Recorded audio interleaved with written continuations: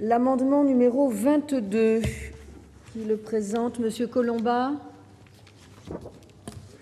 Je vous présente un amendement consensuel, puisque dans le département du Var, il doit permettre de faire élire que des députés UMP. Ce que je souhaiterais simplement, c'est que le découpage aberrant qui nous est proposé, qui aboutit, je l'ai dit, je n'insiste pas à faire une circonscription qui va d'est en ouest, qui comprend tout le nord du département, sans moyen de communication direct, etc.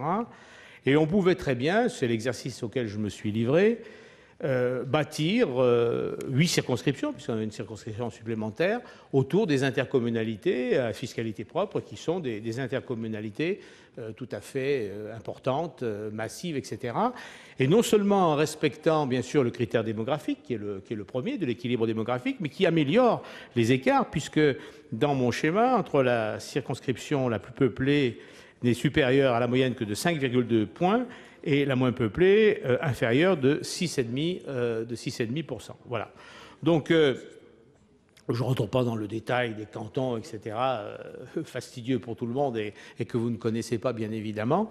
Simplement pour m'étonner que ma proposition que j'avais faite au préfet, du Var, n'ait pas été suivie. Et les arguments que tout à l'heure M. Marlex a donnés, argument selon lequel les intercommunalités sont à géométrie variable, n'est pas recevable. D'abord, elles sont pas, des intercommunalités de cette taille ne sont pas à géométrie variable. En plus, comme je l'ai dit tout à l'heure, bientôt nous allons modifier tout ça, tous les cantons. Et puis enfin, le préfet, il n'a pas plus de poids dans ma proposition que dans une autre, puisque c'est bien sur proposition du gouvernement que les chambres entérinent ou pas. Ce n'est pas le préfet qui décide, c'est finalement nous. Et là, nous avons la possibilité de montrer qu'il appartient bien au Parlement de décider quelles seront les circonscriptions. Voilà, mes chers collègues, la proposition que je fais, qui me paraît être tout à fait recevable. Il y a un avis de la commission sur le 22. Ben oui, nous l'avons examiné 2 fois, puisque notre collègue Collombat l'avait déjà déposé à la commission. Alors, il est intéressant, parce qu'en plus, il suit les intercommunalités. C'est d'ailleurs d'autres l'ont dit, mais les intercommunalités, ce n'est pas une réalité figée. Et donc, même si... Comment? Non, mais pour l'instant, les cantons et les villes, oui, jusqu'à preuve du contraire. Alors, et en plus, dans ce département, la commission n'a fait aucune observation. Alors, donc il n'y a pas eu d'observation, mais la contribution de notre collègue Collombat est toujours excessivement intéressante, mais néanmoins, nous avons donné un avis défavorable. Avis du gouvernement. Madame le Président, avis défavorable également. Je voudrais rappeler encore une fois, que le député, c'est le représentant de la nation, ce n'est pas un super élu local. Deuxièmement, le respect des limites des intercommunalités ne fait l'objet d'aucune prescription constitutionnelle. Une telle contrainte apparaît d'autant moins justifiée s'agissant des circonscriptions, donc précisément des élus de la nation et non celles d'élus locaux. Puis enfin, je vous rappelle que les EPCI procèdent d'un simple arrêté préfectoral, tandis que les circonscriptions relèvent de la loi. Monsieur François Trucy. Oui, merci Madame la Présidente. Je m'apprêtais à voter l'amendement de Pierre-Yves Collombat parce que je le trouve excessivement séduisant et plein d'imagination. Mais il a dit une phrase de trop, il a dit « avec ça, vous avez 8 circonscriptions UMP ». Dans ces cas-là, ce n'est pas tolérable et je ne voterai pas l'amendement. Bien.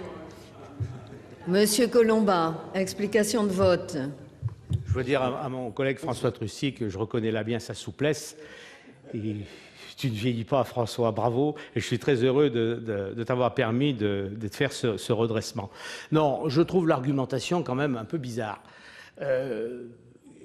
Rien n'interdit à ce qu'on puisse, lorsque on n'a pas de raison supérieure à tenir compte des intercommunalités. Si effectivement les députés ne sont pas les représentants de super élus locaux, ça quand même pas complètement aberrant que quelque part ils puissent aussi exprimer une circonscription qui a une réalité physique, une réalité humaine.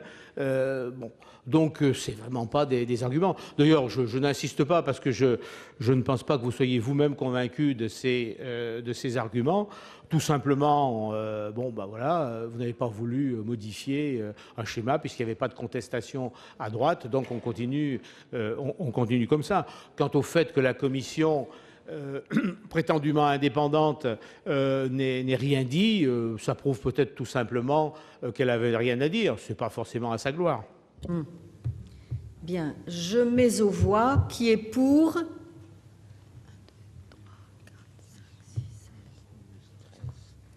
Qui est contre?